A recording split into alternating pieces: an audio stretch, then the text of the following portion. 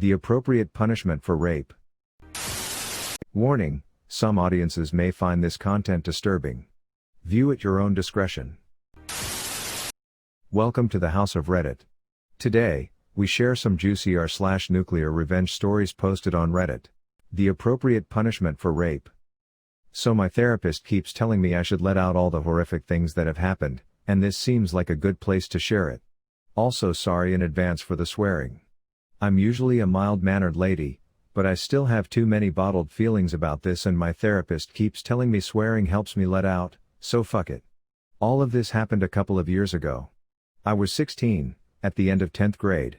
As any retarded 16-year-old, I really wanted to go to the prom, so when a 12th grader who was 19 asked me to go I said yes, despite not really knowing this guy. So he comes to pick me up, we go, we dance, we socialize, I try to increase my social standing, that type of thing. He gets pretty fucking drunk. So he takes me back home in his car despite being drunk, and I didn't put any objections because I was a stupid teen that really should have known better, and he starts getting touchy, caressing my hair, placing a hand on my leg. I tell him to stop. He stops the car, in a basically deserted street. He tries to go for a kiss. I back away and try to get out, but he locks the door first. I'm now frightened, but he's still going. I try fighting him, but he soon overpowers me. And I think you get the point. My therapist told me to share the story, but I don't think she meant the specific details of getting raped. Suffice it to say, it was a beyond horrifying experience, that scarred me and that in all likelihood I'm never gonna forget. Just to add more layers on the cake of shittiness, I was also a virgin at the time. And after he finishes he just leaves me by the side of the road. I finally find my way home at around 3 a.m. My dad was gone looking for me, my mom was worried to death. After I finally calm down and my dad comes home, I tell them what happened. I always saw my dad as a very kind, very rational and all-around warm figure. As I was talking I saw him with a face that scarred me. When I finished, my mom wanted to go to the police. My dad told us to wait a while. We didn't say anything, but we all knew what he wanted to do. When I was finally in bed, I heard my parents arguing. I suspected what it was about. It seemed my dad won. For what is about to happen, it has got to be said that my dad is a surgeon. So this next part is not 100% clear, as Dad and I never discussed it, but here's what probably happened, from what I've been able to gather. So my dad started stalking Mr. Rapist, just waiting for his moment to strike. That moment came some time later. From what I garnered, at some point, I do not know exactly when or how, he caught Mr. Rapist alone in a deserted part of town. He came close to him, and somehow knocked him out. He then dragged him to some small cranny where he got to work on him.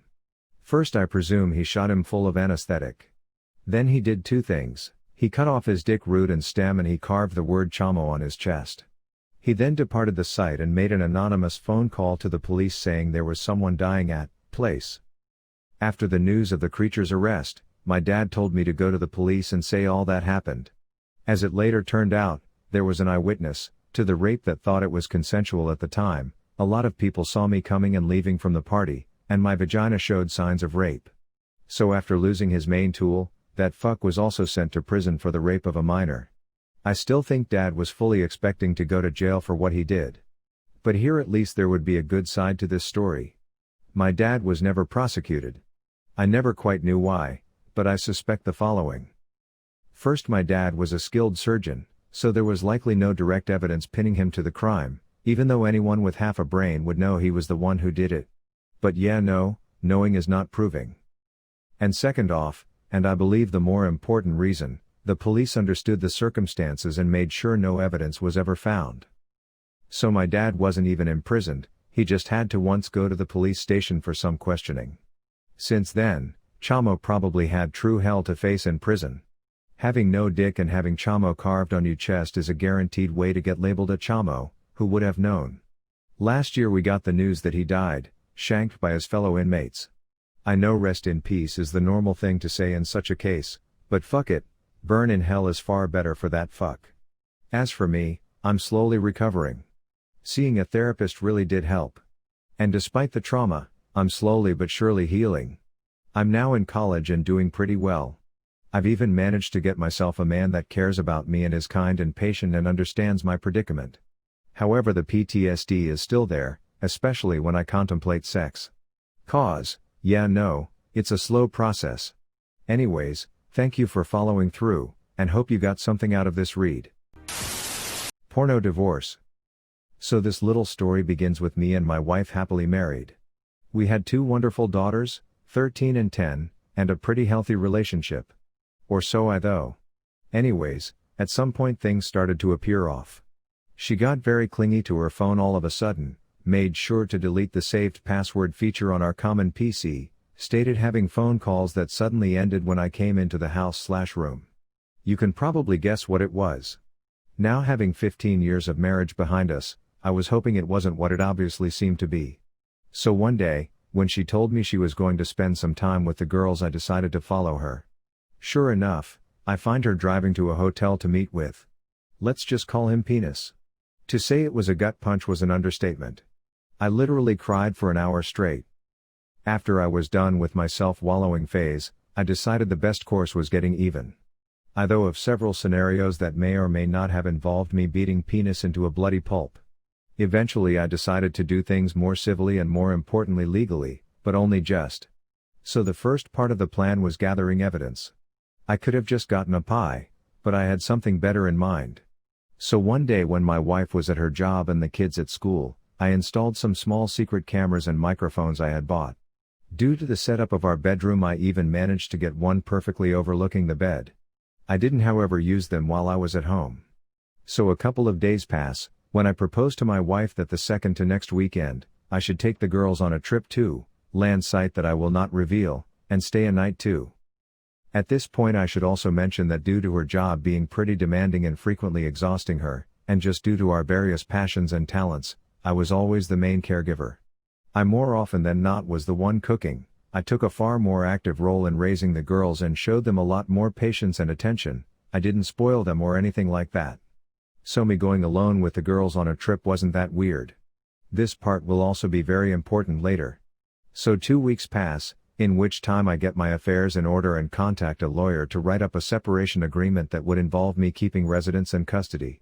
I go on the trip, try to not give anything away to the girls and wait and see if Penis and my wife fall into the trap. When I returned I checked the recordings of the weekend, and sure enough it's a 36 hours fuck fest. When they weren't fucking, the dialogue was something even better. I found out that Penis had a wife, though more on her later. But even worse, they also talked about me, and besides the obvious sexual character assassination that I expected about how small my dick was, how I didn't satisfy her, etc., there was some really hurtful stuff, like her telling Penis some of my deepest secrets and shameful stories that I had only told her about, just so they could have a laugh. So at this point I didn't have any doubts on what to do. The next day when the kids left, but before my wife left, I confronted her with the video and told her that either she signs the separation agreement and leaves the house or the girls are going to receive an in-depth explanation of all the orifices mommy got fucked in. I wasn't gonna do that, just to be clear. I love my daughters too much, but I put the threat there and she was too emotional to realize my bluff. She went through all the stages, denying everything, trying to bargain, threatening me, and getting angry. I let it go through all that stuff. Eventually she signed the paper and she departed that very evening after she told her goodbyes to the girls. I didn't show or tell the girls anything graphic. I was always very honest with them, which is another reason why I was always the favorite parent, so I just said that mommy had been unfaithful. The younger took some time figuring it out, but that was made up by my older getting mightily upset. She had just gotten her first boyfriend, as I'm not sure the term really applies at that age, but she knew enough of the world to get pissed off big time. This would be important and it would be custody battle, as though she did for the moment agree to give over custody. I feared, and I was right to fear, that she would try and fight me for the kids. What I didn't expect was for her to use her visitation rights to talk shit about me. Basically she started telling my younger about how it was all my fault for not forgiving her. Her lawyer even started demanding she receive custody. There was no way for her to receive money or the house as she was caught cheating, and in my state, that means quite a lot in divorce proceedings. So I finally activated my nuclear revenge plan. Entitled Engineer Makes a Mistake He Will Regret for the Rest of His Life. This is a story that I thankfully didn't witness, but my coworker did. An engineer relocated with his wife to a small town while he supervised a local engineering project. He had 3 daughters who lived in the neighboring city and would visit him constantly. While he wasn't exactly rich, he was considerably wealthier than the average habitant of this little town. This made him and his wife extremely entitled. He would do as he pleased and then bribe the police to avoid repercussions. He made himself infamous for cheating on his wife constantly. One day, he laid his eyes on a local 18-year-old girl. The girl didn't like him back, so she rejected him. One day, he got drunk and raped the poor girl. He hurt her so bad, the girl was left in a wheelchair for life. The girl's father tried to bring him to justice, but the engineer used whatever money he had to bribe the police. What not many people knew, is that the girl's uncle was a local drug lord.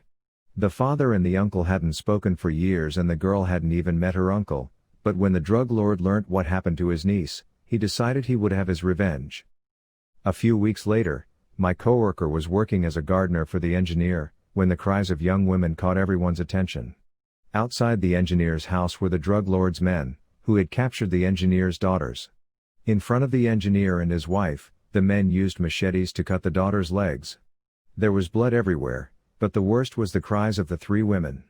They were rushed to the hospital, but 2 of them bled to death on the way, while the 3rd one was left, obviously, wheelchair-bound for life.